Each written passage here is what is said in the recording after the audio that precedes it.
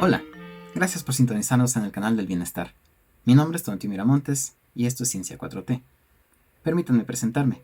Yo soy físico matemático por el Instituto Politécnico Nacional y actualmente estoy terminando el doctorado en física en la UNAM. Trabajo en los aspectos teóricos de la interfaz entre la relatividad general y la teoría cuántica. Me enorgullece poder participar en este esfuerzo voluntario para retribuir un poco de lo que hemos recibido de la sociedad con el objetivo de construir un mejor país para todos, aprovechando la coyuntura que representa la 4T. Hoy quiero platicarles un poco sobre los orígenes de la ciencia moderna y las repercusiones en nuestro mundo al día de hoy. La historia oficial que se nos enseña en la escuela tiende a generar la impresión de que se requieren de grandes individuos que ocasionan los cambios que impulsan el avance de la humanidad. Y ciertamente existen personajes notorios a los que asociamos eventos de cambio. Sin embargo, son bastante contados los casos donde realmente individuos por sí mismos han ocasionado verdadera revolución e invariablemente siempre ha existido un contexto que condiciona aquello que han logrado. En cambio, la mayoría de las veces, dichos individuos tan solo encarnan la culminación de procesos largos en los que una gran cantidad de personas han aportado elementos, sin que los dichos eventos de cambio simplemente no se hubieran llevado a cabo en el momento en que ocurrieron. Naturalmente, la ciencia misma no es una excepción. Como mencioné en la cápsula pasada, el concepto de ciencia en la antigüedad era muy diferente de lo que hoy entendemos por ciencia. En esos tiempos, todo conocimiento sistematizado era considerado ciencia. Los conceptos cambian y se adaptan a cada momento histórico, y nos gusta pensar que en cierta forma esto implica un cambio positivo. Pero las cosas no siempre son como nos gusta pensar. Si algo parece enseñarnos aquello que en cada momento llamamos ciencia, es que podemos equivocarnos y lo importante es rectificar. Por el contrario, la historia de la humanidad ha mostrado que no es fácil aceptar los cambios, y en la ciencia esto se refleja en las inercias que se oponen a las revoluciones del pensamiento. Aún así, en su esencia, la ciencia entraña el compromiso de la mejora continua, para lo que en principio asume que el conocimiento que genera es siempre imperfecto y que siempre se puede encontrar alguna manera de probar en qué se equivoca. Ya antes mencionamos a las matemáticas, que en este contexto tienen su peculiaridad. Desde sus inicios, perdidos en la antigüedad y hasta nuestros días, no hay una respuesta definitiva a la pregunta de si las matemáticas se inventan o se descubren.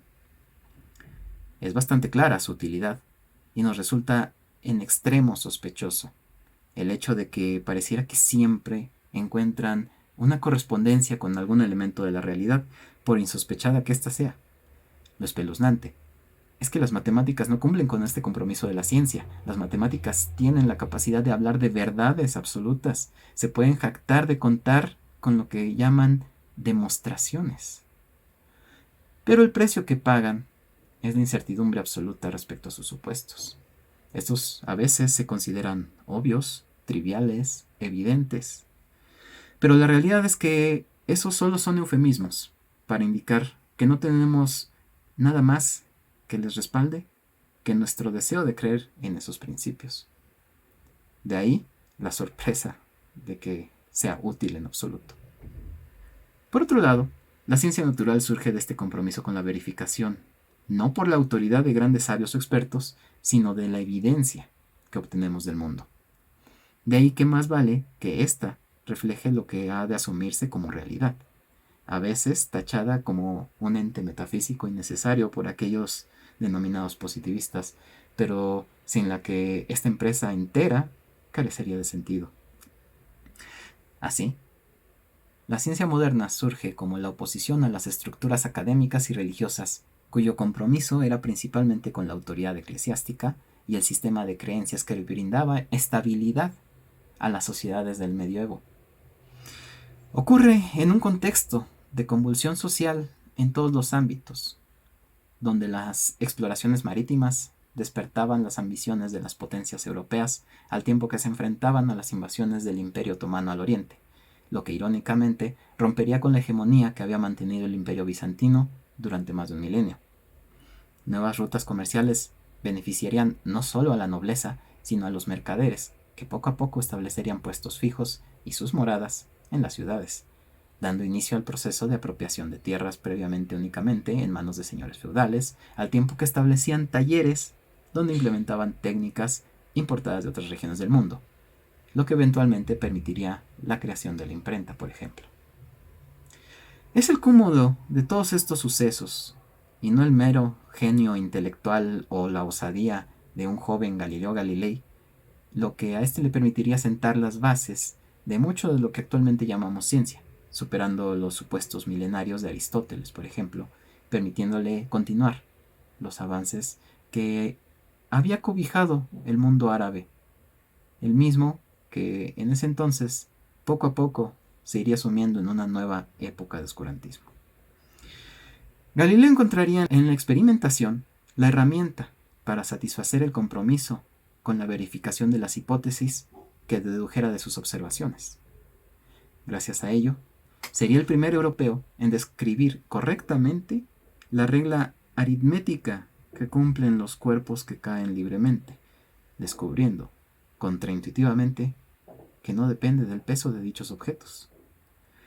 Si un cuerpo en caída libre recorre una distancia L en cierto tiempo t, recorrer 4 veces esa distancia L le toma el doble del tiempo, mientras que recorrer 9 veces la distancia L le toma 3 veces ese mismo tiempo, y así sucesivamente. Es una regla elegante y universal que verificaría retardando el proceso de caída utilizando planos inclinados. En este proceso hizo uso de una herramienta fundamental en la ciencia natural hasta nuestros días, la inducción. Galileo nunca llegó a probar realmente estas mediciones de distancia y tiempo para objetos en caída libre, debido a que no tenía herramientas de medición de tiempo lo suficientemente precisas como para medir diversos intervalos de caída vertical. Lo que notó es que al ir inclinando cada vez más los planos inclinados, la regla de los tiempos se seguía verificando, por lo que se aventuró a afirmar que esta debía ser válida también para el plano totalmente vertical, que correspondería con la caída realmente libre.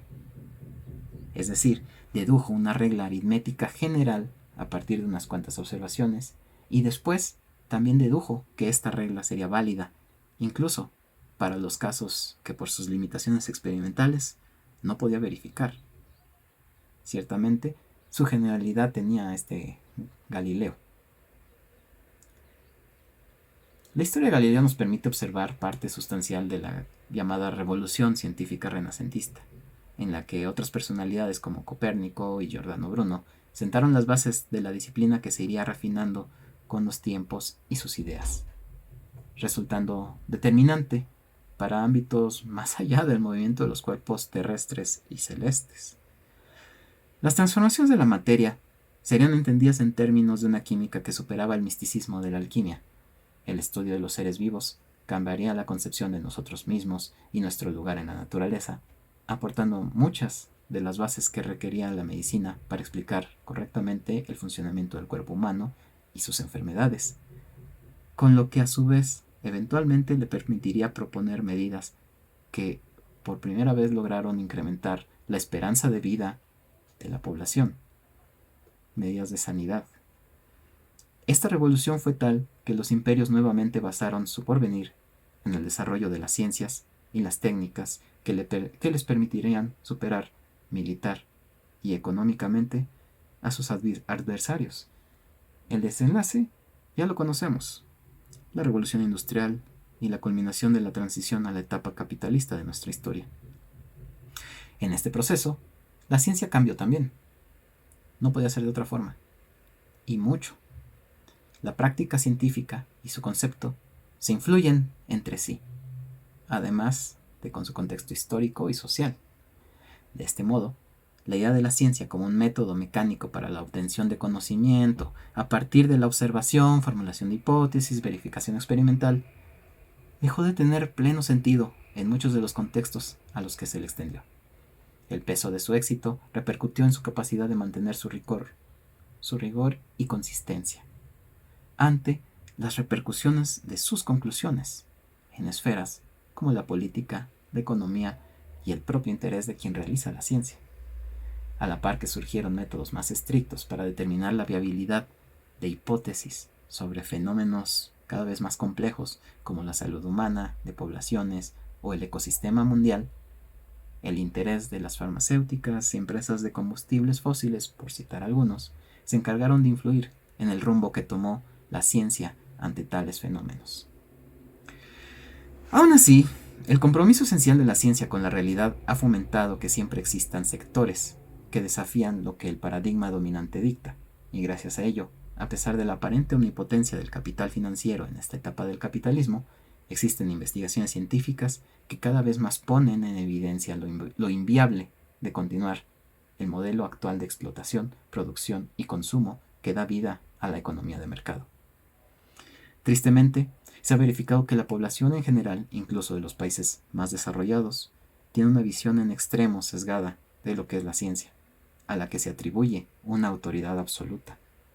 Una imagen fomentada por los sectores políticos y económicos, ya que al poder siempre le resulta favorable utilizar una imagen rígida y dogmática del conocimiento para conservar su hegemonía. Pero en esta imagen de la ciencia como conjunto final de conocimiento que se vuelve dogma, es completamente falaz. La ciencia no es ninguna autoridad, ya que solo se limita a reconocer su carácter descriptivo y perfectible ante los fenómenos del mundo y jamás a prescribir cómo debe ser éste. Transformar el mundo es labor de todos, incluyendo, y con mayor razón, a quienes realizan ciencia, pero no porque su palabra sea ley, sino por la responsabilidad que conlleva el haber sido el resultado de una inversión de la sociedad en su conjunto, y por ende a la que se deben.